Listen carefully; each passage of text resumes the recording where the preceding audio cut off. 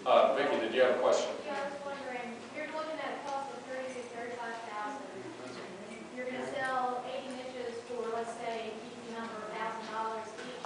That means you're going to collect $80,000 eventually when it's all sold.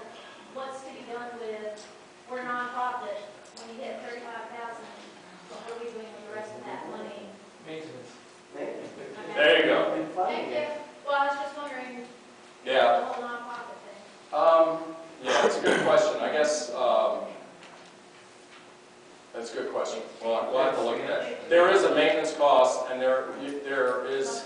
I guess what I would say is you could put that back in the memorial fund and establish it for other nonprofit activities. Well, you could use it to build the next, Right. the next expansion. You could use it to build the next expansion, but it is an issue that's one thing I did not ask the team. So we're going to have to look at that and really it's a council thing to kind of figure out, okay, is there an issue there from a tax perspective, and Rick Graves would need to provide input. Go ahead. Yeah, I have two questions. One is, what will it look like when you're in the nave looking out at the new round columbarium?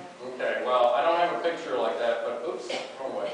I don't have a picture like that, but I guess you'd have to kind of imagine, you would see, this is probably a better one, you would see these benches, you look out and you basically see kind of a walled area, and you see benches on either side, and the columbarium would be on the inside, so you'd see the niche opening, not opening. But you can still see the trees. Oh yeah, it's a 5 foot, so when you're looking out of the window, it would only be obstructed at that level. Keep in mind, the ground slopes away from the building, so it's a little lower than, so the very first niches will be almost at the finished floor level on the inside, and as you walk up and as you look out from the inside, your view will not be hampered that much, and you'll see the columbarium. The front of the columbarium will be granite 8x8 panels, and as we get into the agreement, you'll see that we will have an approved font and what can be put on there as far as the name, birth, death, but you'll see granite stone fronts. So I have. Okay, let me finish out Sharon's I have a question. second question. Okay. For an interment ceremony, is there enough room there for the number of people who would probably want to come? Yes, there's room inside and outside. That's true. Yeah, I mean, you could set up, obviously, most of the family and friends would be in this area. This would be totally open. There would be no obstruction here. 6 feet across. I mean, the diameter is 36 feet. Right. So that's about 36 and about 18.20. All right. Yeah. And then this whole area would be available to folks too. Can you Okay, Rita, can I hold you for a moment because Bob had a question.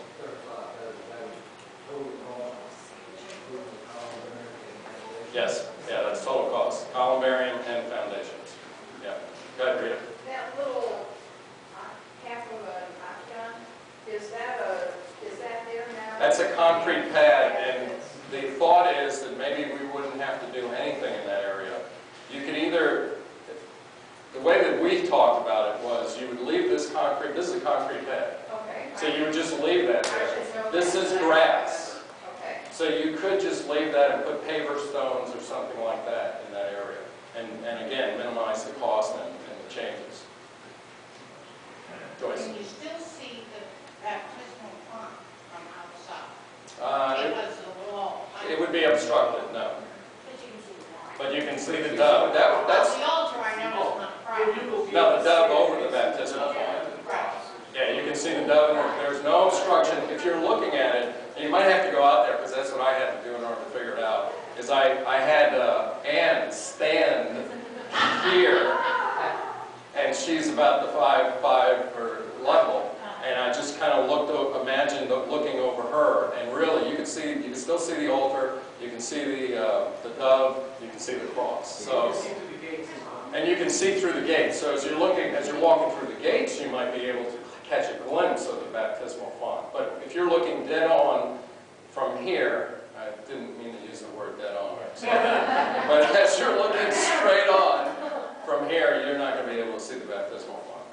You'll see the dove there and the cross hanging here.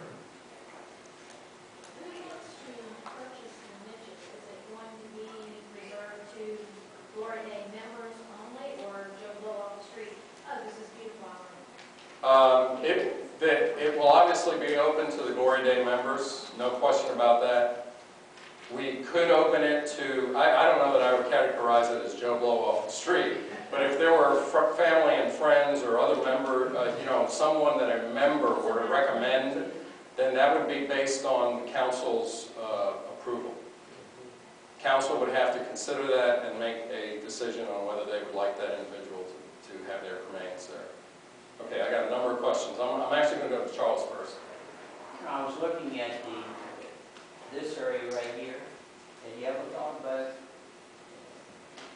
would help cost putting in a memorial wall or brick pavers? You give your contribution $100 for a brick pavement and you put somebody's name on it. Memorial wall, you put their name on it. Could be. It makes it look decent too. Right. I don't know that we have a cost issue, as Vicki pointed out, because if we sell niches, then that niche money is going to pay for this. So there's no cost there. Now, if we didn't want to charge for niches, you might raise money, but I think that sets kind of a bad business precedent in terms of managing the columbarium. But we did talk about that, and I think you could do that just to raise money, period, for Glory Day at some point, is to put maybe in this area right here is to sell bricks or something like that in that area. We did talk about that. So that's good point. Great minds think alike. I saw some other hands. I think I'm going to go to Pete next. It looks like it's more of a safety protection area for us too. Right. It's open to the public a lot more than the other side.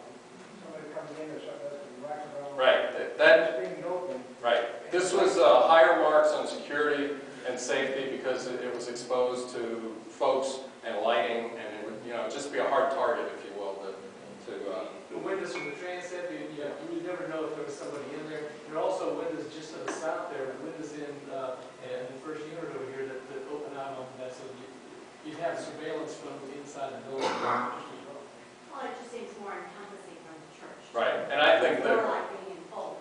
Right. And I think the connection, again, if you will, to our baptism is very, very strong. There was another question. Ed, did you have one? Yeah, you can have double niches for my person. No, it won't be double niches. We hadn't considered that. Yeah, But as this thing is built, the actual niches are large enough that you can put two in there, but it would be kind of tight. The idea would be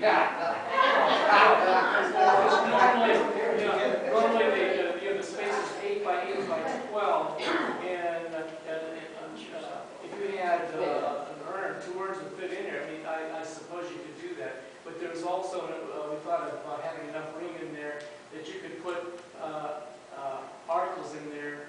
For instance, mementos. Yeah, somebody's military medals, or a child's favorite toy, or something like that. It could go in there, and it would mean something to the people left behind, but it would be sealed up and out of sight. But it would not be impossible if you had the right size urn to put 2 urns in there. That's correct. Okay. So we will look at that. That's a very good point. Go ahead. And I would say that we'd have to adjust pricing to a certain extent. It might not be 2, full cost prices, but we might have some kind of